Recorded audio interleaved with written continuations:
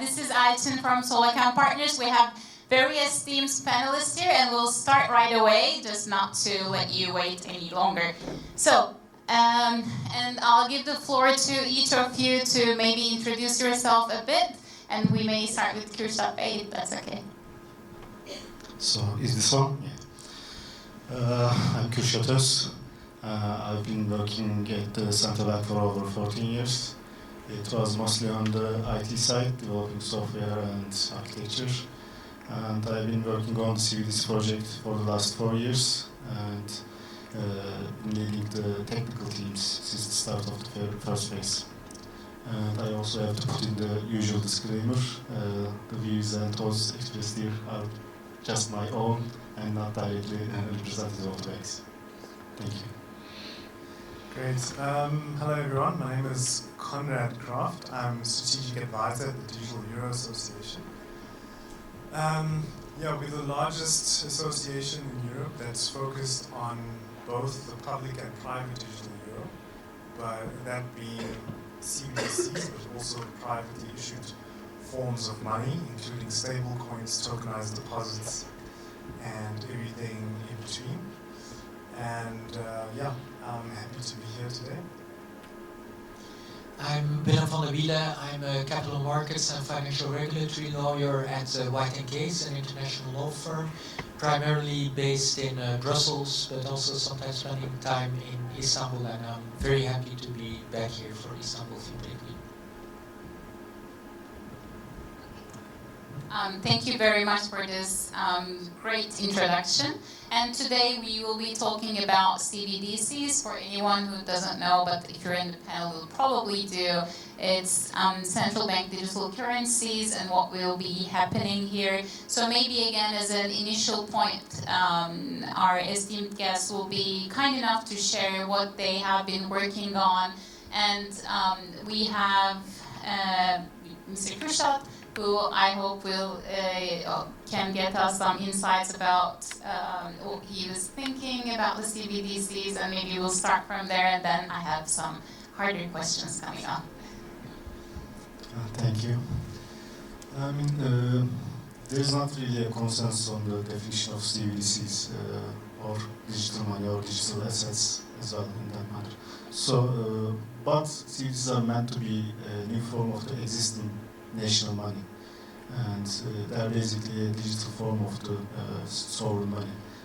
So in that sense, it differs from other kinds of instruments, but it is denominated in the same monetary unit as the existing currency form. So it is in that sense different from the crypto world, or but I mean for the it's also representing a form of the currency, and it's sharing the same kind of qualities like banknotes and coins. It's also the sovereign money as well. So for CBDCs, we've been working on the project for the last 4 years, and mainly it's been an experimentation for the beginning parts. We started with the POC studies, and after that we started the first phase with our technology stakeholders. But mainly in the first phases we were focused on the technological side, and we've already done some preliminary work on the legal and economic dimensions as well, but they will come more forefront in these next phases. And hopefully after these studies are concluded, we will have a complementary payment channel to the existing forms. That's great. Thank you very much, Conrad. Maybe we'll give the floor to you. What do you think is CBDCs? Are they going to be very popular soon? I think you're one of the ones that is working on that. As much as we can, so we really want to get your insight. Thank you. What have I been working on? I think that might have been a question just prior. I've been fortunate to be part of a few projects globally. Recently, I was a judge at the Ghanaian Central Bank, on their CBDC project. Very interesting, of course. The early pilot was issued on a hash graph, which we know is a form of DLT. Also was part of the judging panel on the Ripple CBDC Innovate project. Very interesting stuff to come out of there as well. Also just recently published a book chapter on CBDC adoption, and prior to that also an article on the subtle art of slow. You might have seen it. It's about how CBDC adoption is not an overnight thing. It's not ChatGPT by any stretch of the imagination. Maybe just to answer your question directly, you asked what is CBDCs? Is that well, for me, of course, as my esteemed colleague here mentioned, that of course it's the digital version of the central bank issued currency, so centralized issuer, whilst of course we know that when it comes to crypto assets and others, the issuer is not always a centralized actor, it's more of a decentralized platform, of course. But sometimes I also try and shy away from the definition of, the digital version of fiat, because in my opinion, the method, or rather the medium, is the message. So if you digitalize something, it actually becomes its own thing. If you think about that carefully, a movie, for instance, is not a recorded version of a play that you're going to watch in the theater. It has very own nuances, different camera angles, the way people speak. So it's a totally new format. Although for illustration purposes, I totally agree it's the digital version of fiat currency, but I also believe it's something brand new, and the ways in which citizens will engage with it will reflect that newness, in fact. I don't want to get into the theory of money and that type of thing, but I might have overstepped my speaking facility. Also, I want to mention, it's also the currency that's going to actively target offline, digital, private payments. We don't necessarily see that in any of the other brother or sister digital forms out there. I'm not sure if you're able to pay with crypto offline. I don't think so, but I'm certainly open to being corrected. I think I'll hand over now. No, I think in terms of explaining what CBDC is, maybe there's a touch point with what Conrad explained and the regulatory framework as well. There's the operational aspect to it, but it's not. There are a lot of choices around the architecture, around the regulatory, around the legal framework, around, for example, what level of privacy will be built in, will there be certain holding limits, what will be the interaction between the public and the private sector. So it's starting out from one concept and indeed maybe trying to replicate cash, but as Conrad explains, I think it can become something else. And there are a lot of policy features, policy choices, operational choices to be made. And in terms of maybe what we are working on, what we are seeing, I think there are two elements. What we see in terms of, for example, capital markets transactions, we see issuers looking at digital bonds, making digital settlement of certain securities, and that's the touch point, I think, also with digital currency, because before there was not necessarily the cash lag, and central banks also being able to offer that part of the settlement, creating that cash lag, is something that we see very concrete initiatives coming up. So that's something that we see. And I think the other thing that we see is this interaction, again, public-private. What will be the interaction between issuers of stable coins? We worked with some of those. What will be the interaction with CBDC? This will be interesting areas to follow. Thank you very much for all these insights. And I also don't know how this will be in the future, but I also have this question on my mind. So how do you think digital currencies will change our lives? And just to give some maybe additional points here, we already have electronic money, we already have the applications, so what do you think is the fuss about the CBDCs? What do you see, and where do you see this affect our lives in the future, and how to include this in our lives? Do you have any thoughts on that? Maybe, if you like to start. Yeah, sure. I think we should first start that the argument here is that is my money not already digital? So we've been using electronic payments, we've been using deposits or maybe credit cards. But you should first understand that money and digitalization of money is not just about payments. It's much more than that. So, to better explain the rationale behind this, the functions of money actually, in the functions of money, a medium of exchange is just one of the aspects. So it should be the measuring unit for the nation. But basically, it's the unit of value, and it should also support a legal means of payment and storing value. So when we consider the current payments landscape, as much has been done already, and these efforts could further.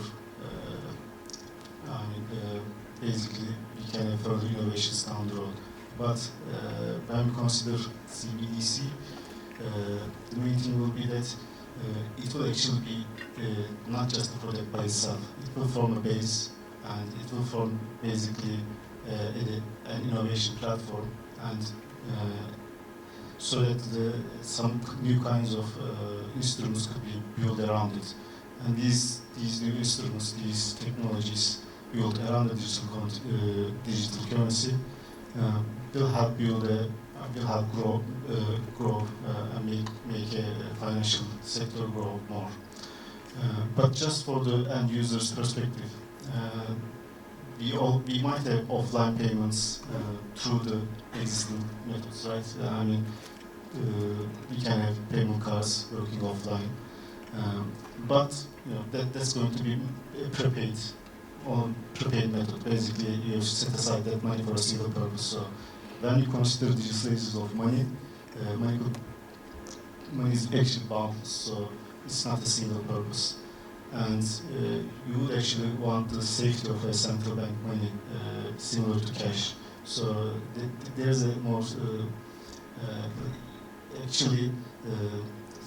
similar to cash. Offline payments will provide more, comfort to the end users. But it's obviously the choice of the users whether to use it or not.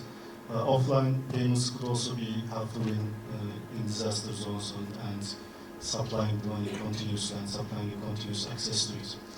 And the main differentiating features for the CBDCs are mainly told as programmable payments and offline payments, and these could also be developed with existing payment solutions or infrastructures.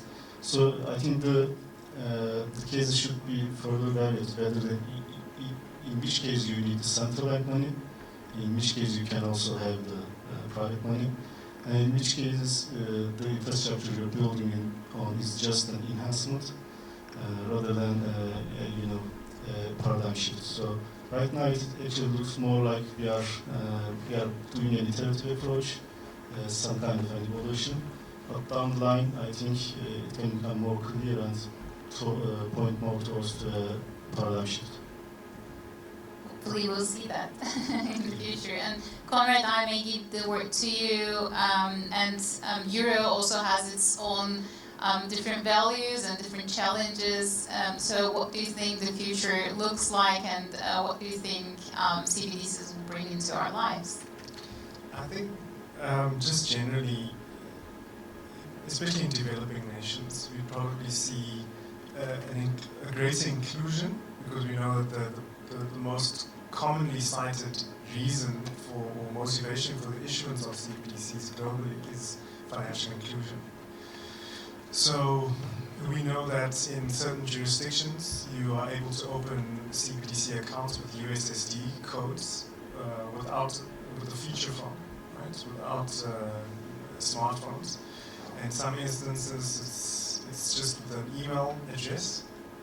So the barriers to entry are much lower for CBDCs, therefore bringing in a much greater population into the digital ecosystem. And like my colleague mentioned, the innovation that can be built atop of that, because we have the new entrants, is quite enormous, and I think I'm quite excited about that. I must also say that from a programmability perspective, I'm also quite excited to see what sort of applications may be possible through that level of programmability. Of course, not just restricted use money, which everyone thinks about when we say programmability or programmable money. They think that we're just discussing where, when you are able to spend certain money. That's not the only case when it comes to. That's actually more accurately described as restricted use money. There's a key distinction and can actually be facilitated without programmability, without smart contracts that everyone tends to mention. But those are the two aspects that I'm quite interested to see play out. I know that many countries are looking at CBDC as the catalyst to modernizing their public sector infrastructure, so to speak, having it more integrated instead of siloed the way it is now. So they're just using CBDC introduction as an opportunity to integrate platforms a lot more closely. But yeah, I think I must agree with my colleague. It's a platform for innovation. We've seen that coming out of the Bank of England as well, really catalyzing the process of modernizing the public infrastructure, digital infrastructure in particular. Thank you very much. And Willem, what do you think, as a lawyer working on this, what do you think that we'll see? You'll probably have clients and interested parties looking into this as well, and maybe from an academic perspective. I would really like to hear your thoughts on this. Yes. No, I think there are a lot of opportunities, and maybe indeed I think an important aspect will be the political aspect, also the policy, the acceptance, because there is, I think certainly in Europe, part of the discussion sometimes tends to go to certain, not necessarily misconceptions, but there is a level of fear. People are very attached to cash money and so on. So I think it will be very important to make the right policy choices in terms of architecture and so on, so that you can indeed present the advantages, for example, also in terms of data collection, informing policy, to really give it a societal value. I think there's a lot of attention to the element of resilience, strategic autonomy, having a payment system that is functioning, creating efficiencies there. I think that will be an important point. And I think that that's maybe less the retail-facing aspect, but more in terms of wholesale and financial institutions. I think what will really be an important aspect is the link with other forms of crypto assets, creating a kind of cash that can be trusted through central banks, and basically connecting this new system of crypto assets with also central bank digital currency, creating more efficient settlement systems and so on, and improving efficiencies there. And I think our clients are also from a private sector interested in those aspects, because it's not something I think that can be purely public sector, it cannot be purely private sector. I think it will be making the right choices and the correct policy mix there. That's actually a really, really, I think, hard question to tackle, and there is a lot of challenges as well. And we have some time, so maybe it's good to talk about some of the challenges that we see. When I look at it, I see that there can be a lot of problems implementing it and a lot of questions implementing it, but we will also talking about the innovative approaches. So maybe if it's okay, starting from there, what challenges do you think that we'll see if we will be able to adopt CBDCs in our lives? I think one of the elements is really the psychological element, and that's what Conrad also hinted at. It's not like ChatGPT, everybody wants to try on a computer and see what it gives. If it touches cash money, there's a lot of resistance, maybe, even though people are using credit cards, that also took a time. So I think there's an element of public acceptance, because of course the challenge related to privacy is there. You'll need to strike the right balance between leveraging the opportunities that the instrument gives, but at the same time protecting privacy. And I think there, even though central banks would clearly make the pronouncement that it's not the intention to control all transactions, there may be a level of psychological resistance there. So I think that's a challenge. I think what I see when I follow discussions in Brussels, also with the private banking sector, striking the balance there yet as well, because private banks tend to think, will this take away part of the deposits? What if there is a run of the bank? Will all people go and keep their money in the digital currency? Has the discussions about the holding limits, are they set at the right level, and so on. So I think that are maybe very basic points, but I think even though a lot of progress has been made, they're not necessarily gone as questions, I think. And learning from good practices in different jurisdictions will definitely be important there. Sure. So you mentioned, basically custody will be a totally different thing when we think about CBDCs, and that's really interesting to think about. Conrad, do you have any thoughts? I think there are quite a few challenges, of course. I think you would understand that. I think, as mentioned, of course, finding a place in the hearts and wallets of people. Many people say digital money is already there, why do we need another one? Understanding the value proposition, especially from the central bank perspective, why issue a CBDC, and then, of course, communicating that to the end user and making them understand that. I think also capacity at intermediary level is also something that is key, I've seen. Capacity, because obviously central banks are going to issue it, but they're not going to distribute it. From all the models that I've seen, there will be payment service providers in between the end user and central banks, and also they may take the form of commercial banks, certainly. So therefore, commercial banks need to understand how this is going to affect them, their business model, and make sure that the central bank actually needs to make sure that the commercial banks do not see CBDCs as a competitor to their existing business model.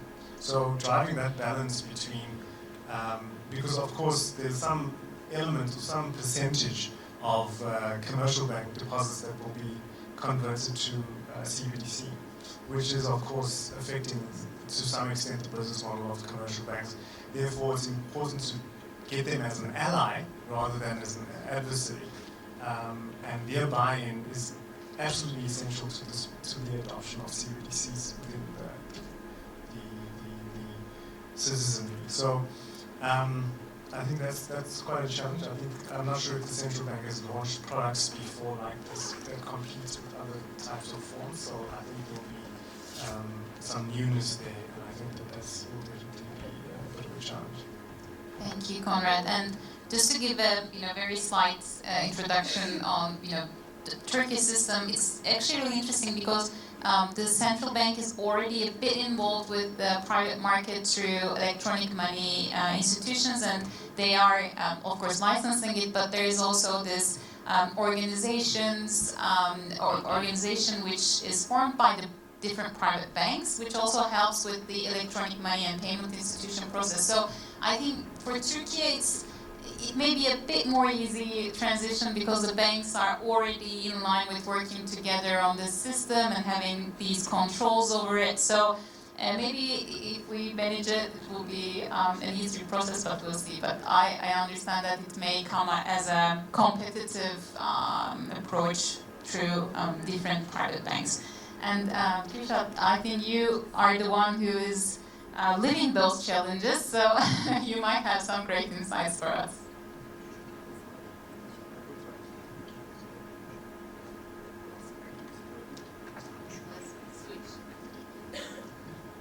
So I will try to build on what Conrad and Willem said. The keywords are striking the balance in these designs. So first of all, when designing CBDCs, I think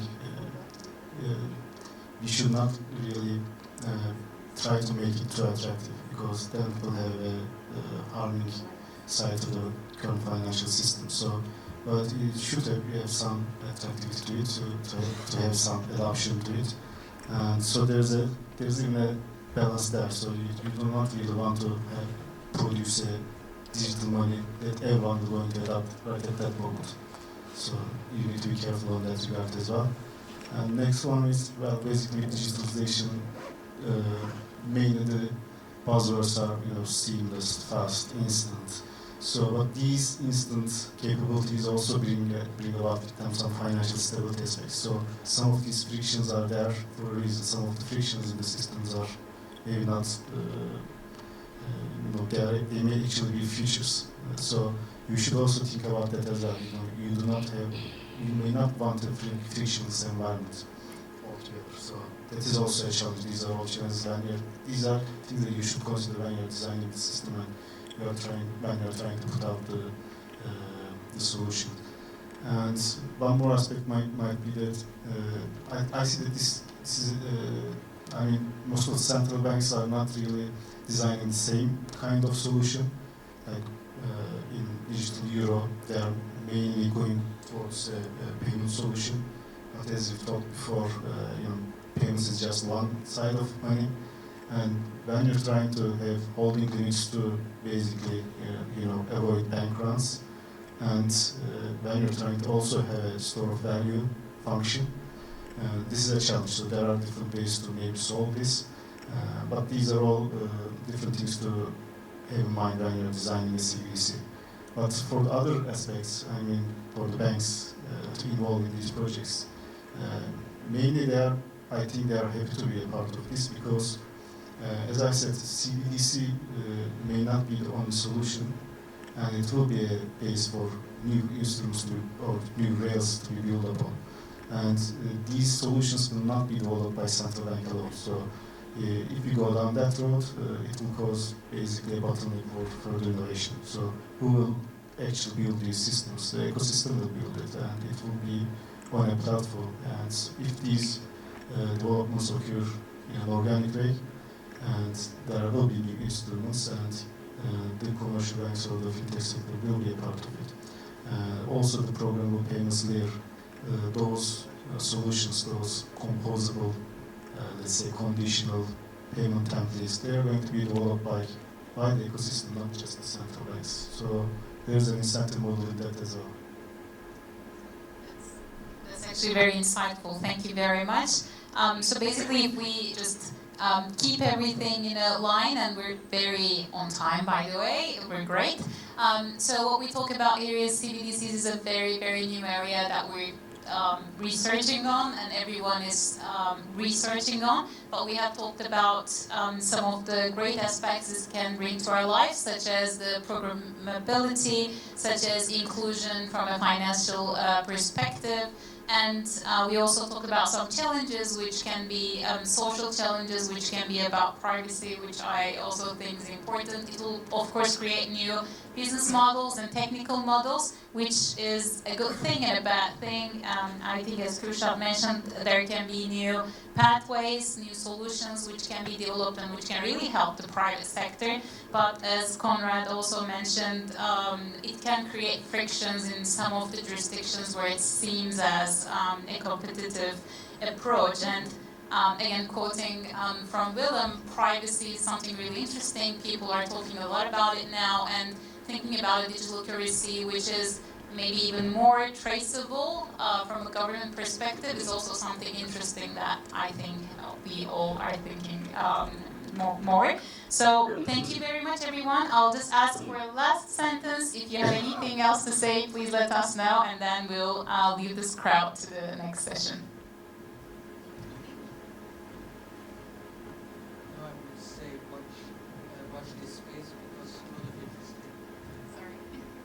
No, I would say watch this space because I think we only seeing the beginning of what can happen in this area.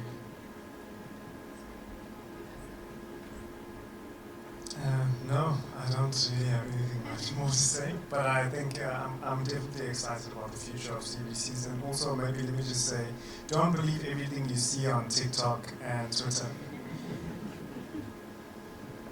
Yeah, I agree to that. I mean, just to have a few more words, but in these states, I think it looks more like a divergence, but it will in the end somehow convert to the most efficient and user-oriented solutions. So, thank you very much, everyone. I think we'll have a photo, so don't go anywhere. And for any foreign guests, welcome again to Turkey.